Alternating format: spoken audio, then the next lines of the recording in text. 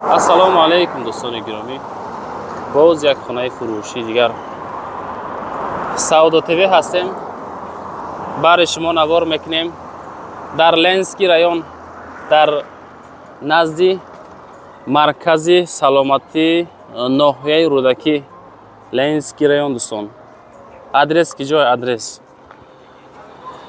خب میشوه فابریکای لنینگراد، بعداً میشوه بازار سفینه، بعداً پتو، بعداً مرکزی سلامتی، اینه که پلیکلینیکای نو دوستان. انامی دام دا دوستان ما خانه داریم، نوارتون میکنیم تماشا کنیم. این طرف که جا میشوه راه به سوی زاپرافکای فیروز شنویده باشین. یعنی که همین طرف میتونه شما باختر روین. خلاصه که راهی باختر، راهی یعنی که فابریکا لنینگراد. این راه اسفالت. مسئله خدمت رسانی ها در این طرف پشتمی دام دا پشتمی خانه ها دا مکتب زمانوی. از این طرف دوستان تقریبا 100 متر دورتر دو تا مسجد کلان. خیجده مرکز خدمت رسانی ها رو دکی مسجد، مکتب، بازار، صدیق. خب مسئله اپتیکا همه شرایط ها خلاصه مهیا شدگی. در اتاج دهم دوستان عزیز خانه را نوارتون میکنیم تماشا کنین. لایکاتون بگذارین، در کانال подписаться کنین، فکراتون کامنتر کنین. من نوار را شروع میکنم.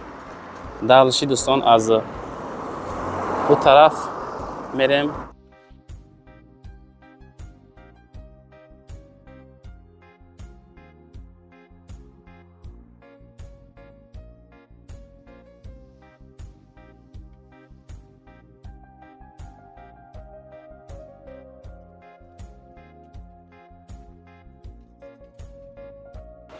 برادرای عزیز ایس اومدیم.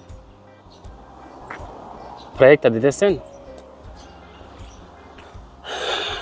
انا اینجا میشوه детский площадка، یعنی که جای بازی کودکانه. اینا دامی ما شروع میکنیم تماشا کنین. لایکاتون حتما مونین، در کانال ما حوزی ابونه شین. ان شاء الله که سعودو تیوی برای شما خانه های بهترین نوارتون میکنه تماشا کنین. السلام علیکم دوستان عزیز، در اتاج دهم قرار داریم. سه خانگی نوارتون میکنیم، با دقت تماشا کنین. یک تعداد تالیف داره، تمامی خدمت رسانی ها هست دوستان. خانه بهترین خانه های ابزار را تماشا میکنین. باور کنین گرین معقولتون میشوه.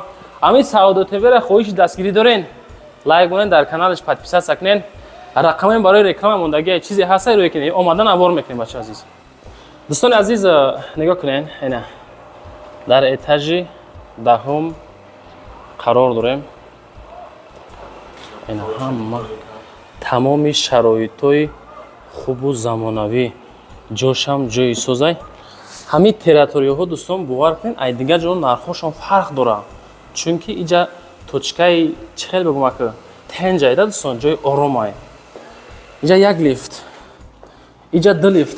بیا جورا دلیف میشوه. اینجا چی میشه جورایی؟ چیه ایش؟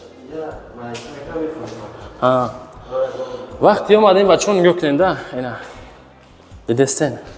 انا همینجا ما 72 کوادرات داریم. سه خانگی تماشا کنین. داری گلاونی بچه ها، داری گلاونی کلیدور.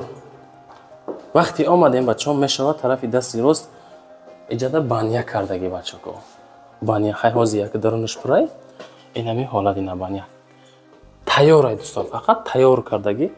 اینا درش اینا در اینا چیه؟ چیه ها؟ автомат ها. اینجا دوستان یک خونه، در اینجا دو خونه، در اینجا سه خونه. انا اینجا میشوه مسئله بانیاش دوستان. اینا بانیا هم تیار. اینجا باشه درش اینا دوستان بانیا تیار. اینجا میشوه دوستان عزیز کخنی.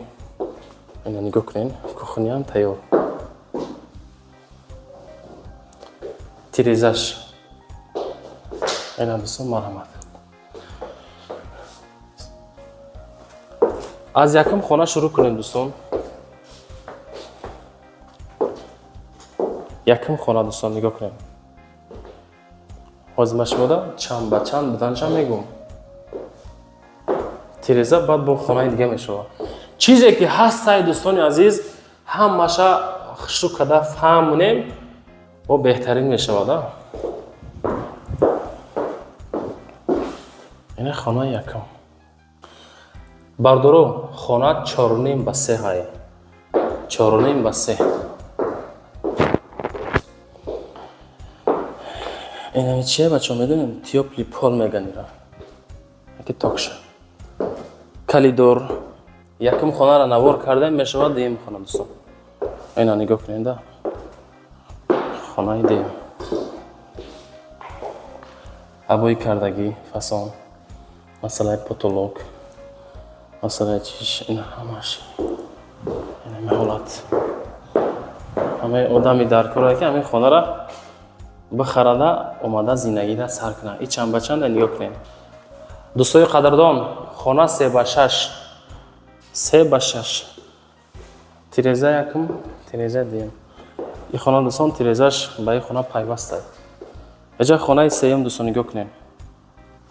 ин ҳолат. и хона тирезаш ба кухни пайваст аст. нигоҳ кунед кухни неки ҳамин ҳолат.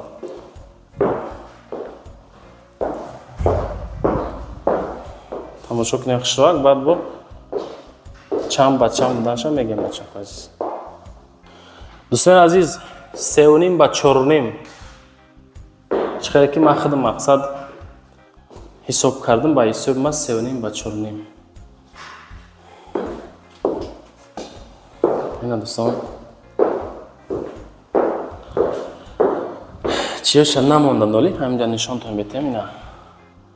ина бародар азиз маҳкам айда нишонтон бетем. хулоса лаби роҳи калон бародар азиз. ина дӯстон масъалаи квадраташ 72 квадрат ва нарх бошад 450 000 сомон. иншоалло ки бо муомила дорад дар этажи даҳум дӯстони азиз. этажи даҳум. бародарои азиз, чӣ хеле ки видеоро абзор кардем, хонара нишон додем чанд ба чанд, чӣ хел нарх ҳамаша гуфтем дӯстон. рақамҳои соҳибхона дар рӯи экран дидестен? инам рақамҳои соҳибхона ҳай. рақамҳои ма барои реклама мондагим. ма Сауду ТВ, автори канали Сауду ТВ, Сауду ТЖ, тиктокам, телеграм, инстаграм ҳамаи сайтҳода навор мекунем бачаҳо азиз. хулоса ки ҳамин наворда лайк конед, дар канал обуна шен. зинда бошен, раҳмат ки моро ҳар рӯза тамошо мекунед азиз.